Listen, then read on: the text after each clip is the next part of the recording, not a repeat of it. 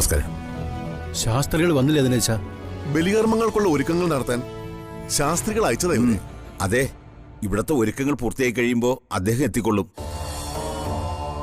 മാത്രമല്ല, വർഷങ്ങളായി ചടങ്ങുകൾ മുടങ്ങിയ നിലയ്ക്ക് തറവാടിനെ സംബന്ധിച്ച് എന്തെങ്കിലും ദോഷങ്ങൾ വന്ന് ഭവിച്ചിട്ടുണ്ടോ എന്നറിയാൻ ഒന്ന് പ്രശ്നം വച്ചിട്ട് വരാമെന്ന് ശാസ്ത്രികൾ പറഞ്ഞു. അതിവിടെ അറിയിക്കാനും അദ്ദേഹം പറഞ്ഞു. അതൊരു നല്ല കാര്യം തന്നെ. പ്രശ്നവിധിയിൽ ശുഭകരമായി തോന്നാൻ സാധ്യതയില്ലാത്ത പല കാര്യങ്ങളും തെളിഞ്ഞു വരും. ശാസ്ത്രികൾക്ക് അങ്ങനൊരു മനസ്സ് തോന്നിയതിൽ നിന്ന് തന്നെ അത് വ്യക്തമല്ലേ? എന്റെ ദേവി കാത്തോണേ. കർമ്മങ്ങൾ ചെയ്യേണ്ട ആളിന്റെ ചിത്രം ഉണ്ടാവുമല്ലോ. ഉണ്ട്, അതെടുത്തു തരാം. ഓ ആ രാജു, ചെന്ന് മുകുന്ദന്റെ ഫോട്ടോ എടുത്തു തരാൻ കാവേരിയോട് പറ. ശരി മുത്തശ്ശൻ. ദിനേശ, ഇവർക്ക് വേണ്ടതെല്ലാം അടുപ്പിച്ചു കൊടുക്ക്. ചാർട്ട് പ്രകാരം പുറത്തുനിന്ന് വാങ്ങേണ്ടതെല്ലാം രാജുവിനെ വിട്ട് വാങ്ങിപ്പിക്കണം. ശരി അച്ഛാ. ആ, ദിനേശൻ തുണയായി ഇവർക്കൊപ്പം നിൽക്കണം. ഞാൻ നോക്കിക്കൊള്ളാം അച്ഛാ. ശാസ്ത്രികൾ പറഞ്ഞ പൂജാദ്രവ്യങ്ങൾ വാങ്ങിയിട്ടാ ഞങ്ങൾ വരുന്നത്.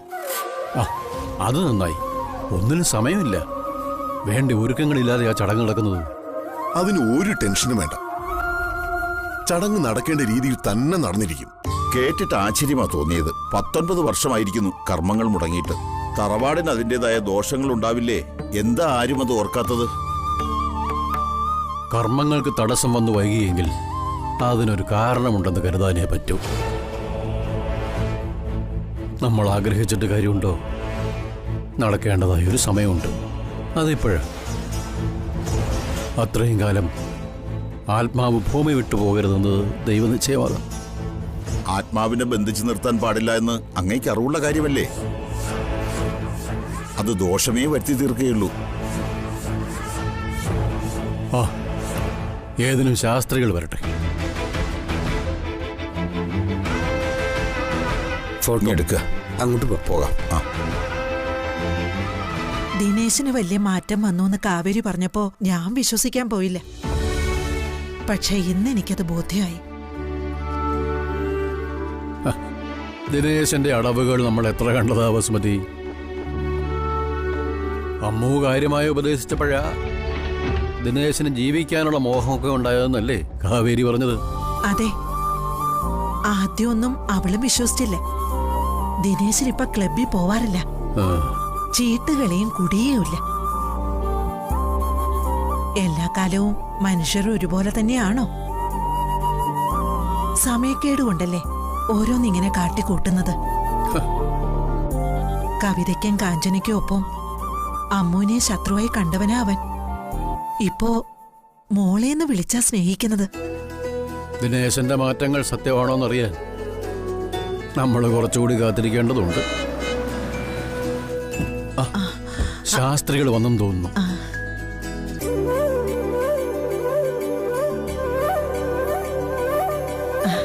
ശാസ്ത്രികൾ ഇരുന്നാട്ടെ. ആയിക്കോട്ടെ, ചായ എടുക്കട്ടെ. ആദ്യം ചടങ്ങ് കഴിയട്ടെ, പിന്നീടാവാൻ ചായയൊക്കെ. ബലിയുടെ കാര്യം മറന്നുപോയതൊന്നുമല്ല. ഒരു നിമിത്തം പോലെ അതിനൊരു സാഹചര്യം ഉണ്ടായി. കാര്യങ്ങളൊക്കെ ഞാൻ ശാസ്ത്രികളോട് ധരിപ്പിച്ചിട്ടുണ്ട്. പ്രശ്നവശാൽ ഞാൻ കണ്ടെത്തിയ കാര്യങ്ങൾ പറയാം. അതത്ര ശുഭകരമായ കാര്യങ്ങളല്ല. അതേപ്പറ്റി ഞാൻ ബോധവാനാണ്. ആ പേരക്കുട്ടികളെ കൂടി വിളിച്ചോളൂ.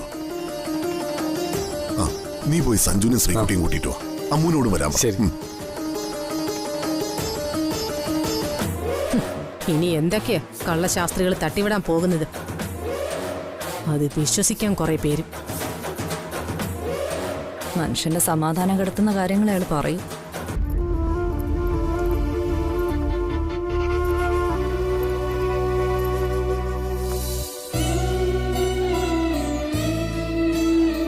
ആ, പിള്ളേര് വന്നല്ലോ. ആ ഇരിക്കെ. അച്ഛനു വേണ്ടി കർമ്മം ചെയ്യാൻ മനസ്സ് വന്നത് നല്ലൊരു കാര്യം തന്നെയാണ്. മറ്റുള്ളവരുടെ വിശ്വാസം സംരക്ഷിക്കുന്നതാണ് ശരിക്കുള്ള വിശ്വാസം. അവിടെ നമ്മുടെ വിശ്വാസത്തിന് പ്രസക്തിയില്ല.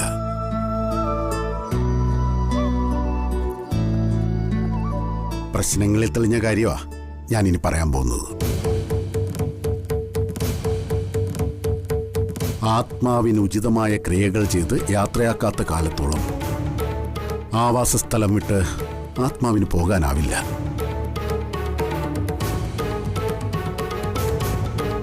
പക്ഷേ ഇവിടെ പരേതാത്മാവ് തറവാടിന് ഒരു രക്ഷാകവചമായി നിലയുറപ്പിച്ചിരിക്കുന്നു.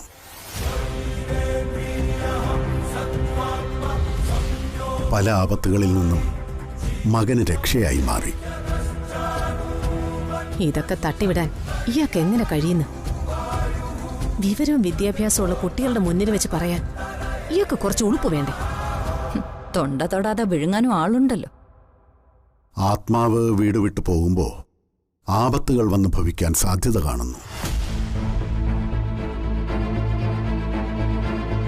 മംഗലശ്ശേരിയിലെ ഇളം തലമുറയിൽപ്പെട്ടവർക്ക് നല്ല കരുതൽ വേണം.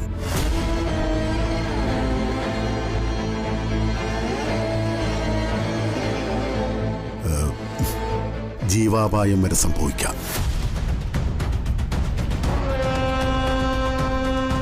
കുട്ടി ഈ വീട്ടിലെ അംഗമല്ലെന്ന് എനിക്കറിയാം. കർമ്മബന്ധവുമായി നോക്കുമ്പോൾ ഈ കുടുംബവുമായി അടുത്തു നിൽക്കുന്നതുകൊണ്ട് കുട്ടിക്കും ഞാൻ ഈ പറഞ്ഞത് ബാധകമാണ്.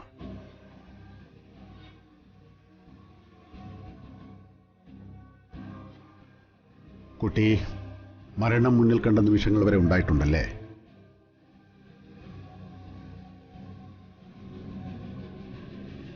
അവളെ ഞാൻ എന്റെ മകളായിട്ട് കാണുന്നത്. അതെനിക്ക് മനസ്സിലായി. ആപത്തെന്ന് പറഞ്ഞാൽ പരിഹാരമില്ലേ? നമുക്കതേപ്പറ്റി വിശദമായൊന്ന് നോക്കാം. ആദ്യം കർമ്മത്തിലേക്ക് കിടക്കാം. അതെ, കുട്ടികളെങ്കിലും നിങ്ങൾക്ക് വെറുതെ വിട്ടൂടെ? ഈ നിൽക്കുന്നവരെ പോലെ അന്ധവിശ്വാസികളല്ല ഇവര്. വിദ്യാഭ്യാസം അറിവും ഉള്ളവരാ. അതെ, സയൻസിന്റെ ലോകത്തായി ഇവര് ജീവിക്കുന്നത്. അവരെ വിളിച്ചു നിർത്തി പേടിപ്പിക്കരുത്, അതേത് വിശ്വാസത്തിന്റെ പേരിലായാലും. കാഞ്ചനെ, നിന്നെ ആരും ഇങ്ങോട്ട് വിളിച്ചു? നിനക്കിതിലൊന്നും വിശ്വാസമില്ലെങ്കിൽ ഇങ്ങോട്ട് വരണ്ട. ഞങ്ങൾക്ക് വിശ്വാസമുണ്ട്. ഞാൻ ഈ വീട്ടിലെ മൂത്ത മകളാ. കുടുംബത്തിൽ നടക്കാൻ പാടില്ലാത്ത കാര്യങ്ങളൊക്കെ കണ്ടാ ഞാൻ പ്രതികരിക്കും.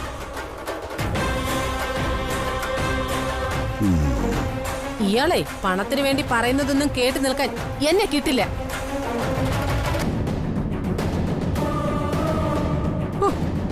ജീവാപായം വരെ സംഭവിക്കുമെന്ന്. എന്നെ ആരും വിശ്വസിക്കണമെന്ന് എനിക്കൊരു വാശിയില്ല. എന്നെ ആരെങ്കിലും വിശ്വസിക്കുന്നുണ്ടെങ്കിൽ അതവരുടെ അനുഭവം കൊണ്ട് മാത്രമാണ്. നിങ്ങൾക്ക് കാളസർപ്പയോഗമുണ്ട്.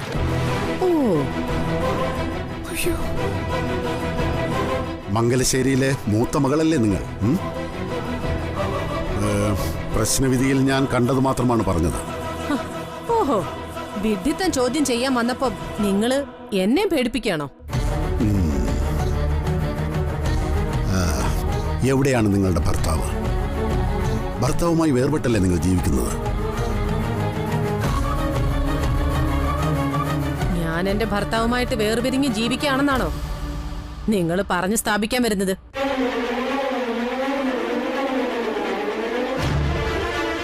എന്റെ ഭർത്താവ് അമേരിക്കയില്. ഈ വിടുവായത്ത കേട്ട് നിൽക്കാൻ എന്നെ കൊണ്ട് പറ്റില്ല. വാടി ഇങ്ങോട്ട്. ശാസ്ത്രികളെ, മുകുന്ദന്റെ ആത്മാവ് മോക്ഷം തേടി പോകുമ്പോ മംഗലശ്ശേരി വീടിനെ കാളസർപ്പം വരിഞ്ഞു മുറുക്കും. അത് അനുഭവം കൊണ്ട് നിങ്ങൾക്ക് മനസ്സിലാകും. ബലിയിടാൻ സമയമായി. കർമ്മം ചെയ്യുന്നയാൾ കുളിച്ചീറനായി വന്നോളൂ. സഞ്ജു വന്നേ.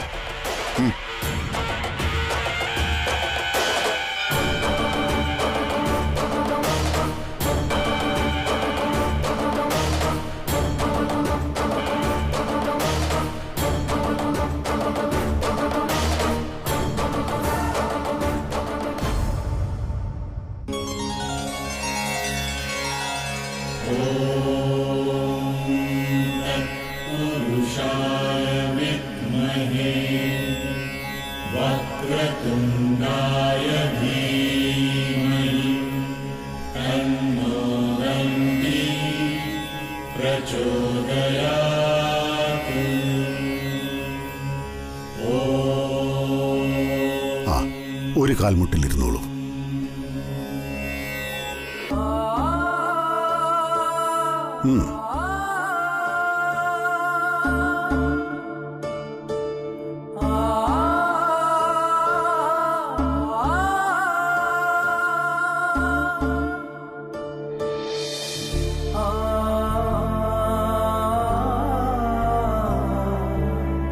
പവിത്രം എടുത്തോളൂ.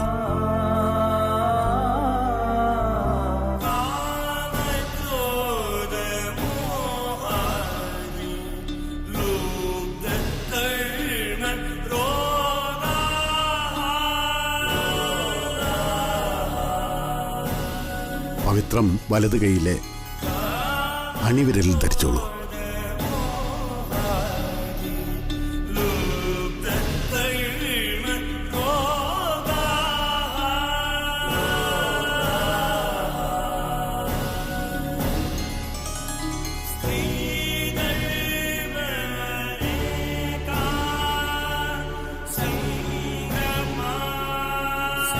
കുറച്ച് പൂവെടുത്ത് കിണ്ടിയിലേക്കിടുക.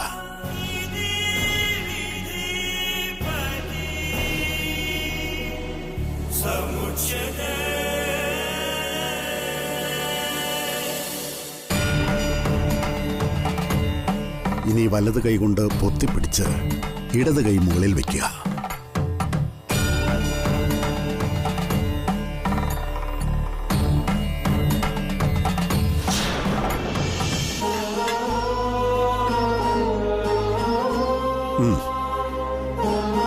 കിണ്ടിയിൽ നിന്ന് അല്പം തീർത്ഥമെടുത്ത് ഇല കഴുകുക.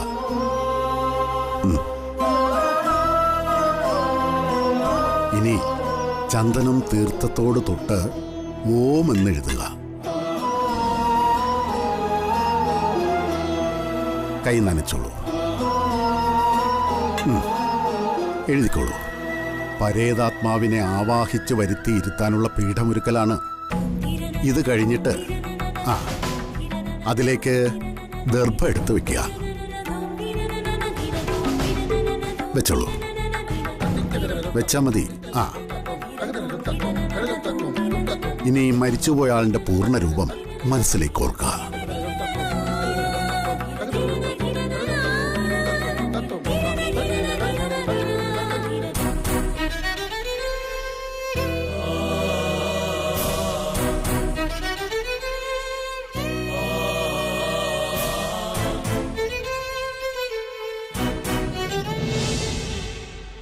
ആ പെണ്ണ് എന്ത് വിചാരിച്ചോ അത് തന്നെ സാധിച്ചു.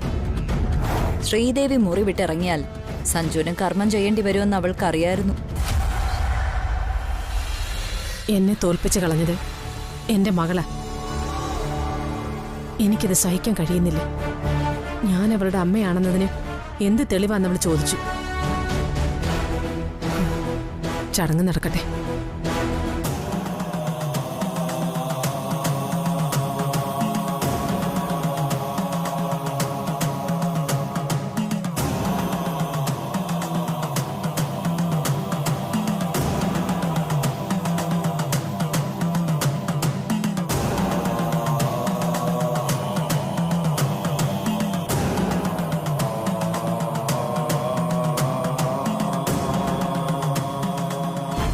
ശ്രീദേവിയല്ലേ ഈ ദിവസം മുറിയടച്ചിരുന്നത്? ഇന്ന് മുറിയടച്ചിരിക്കാൻ പോകുന്നത് ഞാനാ. ജലപാനം കഴിക്കില്ല ഞാൻ.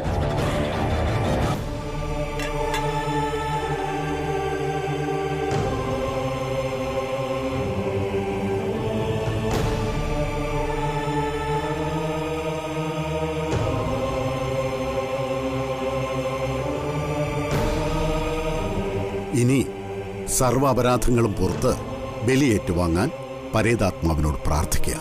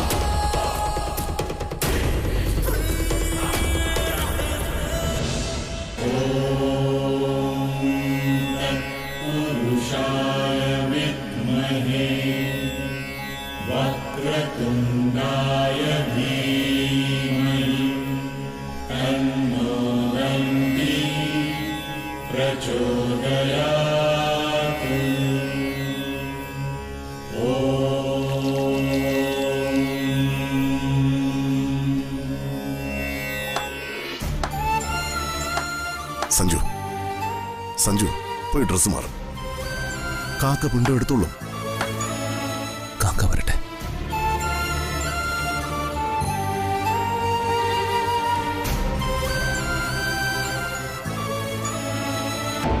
ഈ കുട്ടി എന്തിനാ മുത്തശ്ശി ഇവിടെ വന്ന്? ഷെയർ വാങ്ങിച്ചല്ലേടാ സഞ്ജുവിനോട് നിങ്ങൾ സംസാരിക്കാനാവും. വാ.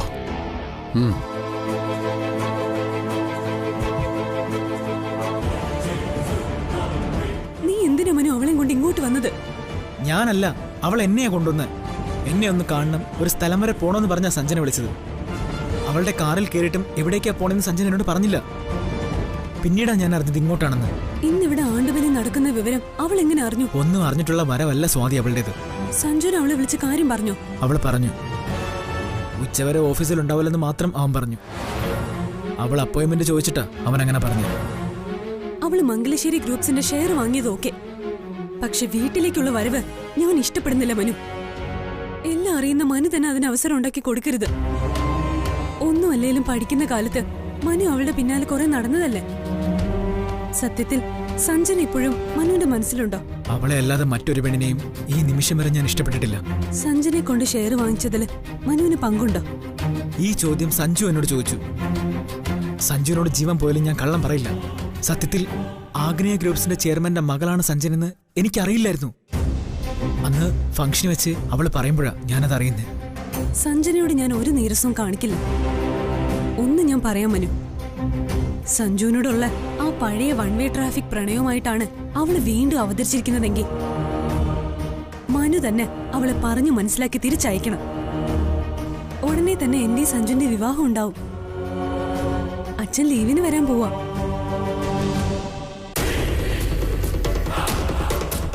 സഞ്ജുവിന്റെ ഭാര്യയായി ഈ വീടിന്റെ പൂമുഖവാതിൽ കടന്നു വരുന്നൊരു ദിവസം സഞ്ജനയ്ക്കുണ്ട്. അത് വിദൂരത്തല്ല.